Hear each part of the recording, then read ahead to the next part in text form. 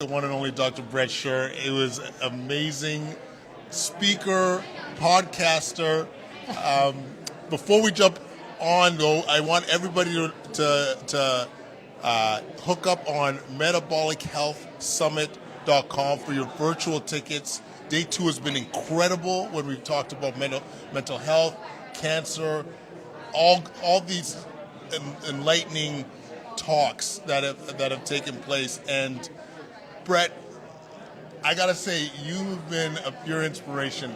Metabolic Mind, I think, is the future of mental health. And so why don't we give the listeners some insights on what Metabolic Mind is all about? Oh, thanks. I really appreciate the opportunity. And, Metabolic Mind, what we're doing is trying to share education and resources about this intersection between metabolic health and mental health. And when I started in metabolic health, it was all about type 2 diabetes, which is crucial, right? It's all about improving your systemic metabolic health. But turns out, as Dr. Georgia Ede likes to say, last time she checked, the brain was still connected to the body. So what affects your systemic metabolic health is going to affect your brain metabolic health. And now we know there's a strong connection between metabolic health and mental health and metabolic dysfunction and the risk for metabolic illnesses. And therefore, focusing on metabolic therapies can really help people with their metabolic health. And this morning we had a fantastic session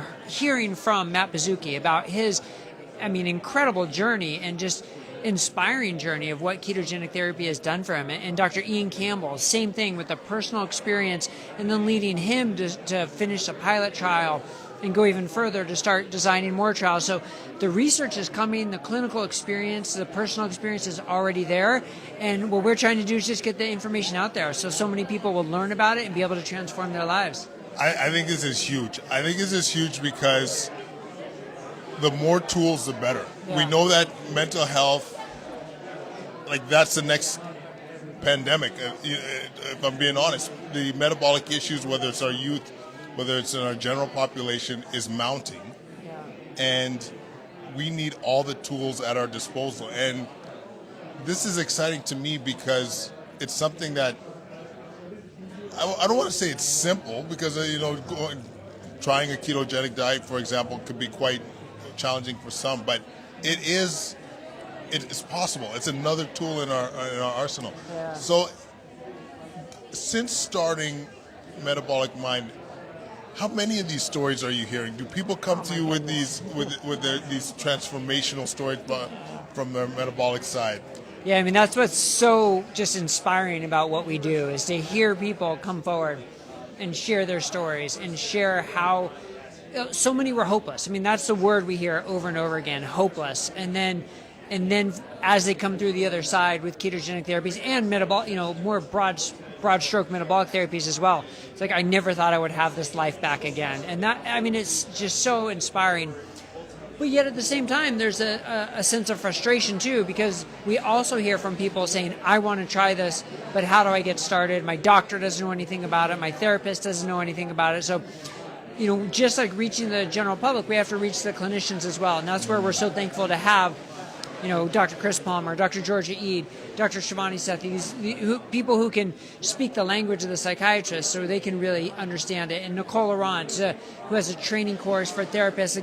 At Metabolic Mind, we're not just trying to elevate ourselves. We're trying to elevate everybody else in this field for them to share their message and for people to be able to connect with them because this, like you said, this is the future. It's one more tool in the toolkit. Why wouldn't you want to try it? But people need to feel comfortable doing it. So yes, to get back to your question, we've heard so many success stories, but we want to hear more. And so we want to increase the availability of people providing this type of treatment. So, I'm 4 years old, Metabolic Mind, are you catering both to patients and to the clinicians? Because that point is a very valid one. Yeah. If you're not having a doc that's comfortable offering this, then that could be prohibitive for many patients. So we're doing it. You can say top down or bottom up or whatever you want to call it. We're trying to do both, right? We want to increase the demand because if the patient doesn't know about it, then they may be sort of hesitant to it. But if we can start with the patients and then grassroots, they bring it to their clinicians. But then we also want to have that material out there for the clinicians. And, we helped support a conference in November put on by the Ellenhorn Clinic in Boston, which was the first ever continuing medical education clinic specifically on metabolic psychiatry. And that was huge. Wow. And it is just the first. There are going to be many more to come. There's going to be more continuing medical education content out there for people to learn from. And we can see it growing right in front of our eyes. And our only question is, how fast can we grow it? How big can we make it? And because people need help now. So how can we help them now? Absolutely. And I mean, I'll give a shout out to the Metabolic Health Summit for featuring this. Like it really is. Yeah.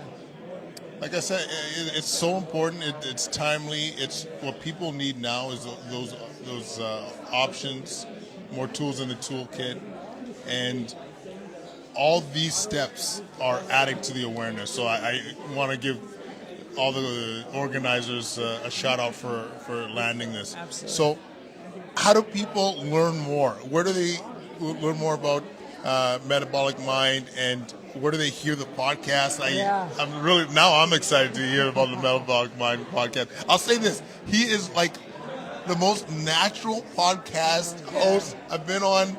But my favorite episodes are always interviewing him because the energy just goes up like five notches when I'm interviewing you. That's always the best. But yeah, so Metabolic Mind on YouTube is where a lot of our content is. Then we just launched a new website at metabolicmind.org. So those are the main spots right now, and then our Twitter or X account as well. So yeah, we just try and put as much content as we can that's going to reach people and help people in different forms. And the podcast everywhere, I'm assuming, wherever you listen to podcasts. Wherever you listen to podcasts. And then they're all video podcasts and audio podcasts, so either YouTube or on podcast medium. All right. Well, thank you so much, Bret. As always, absolute pleasure. Yeah.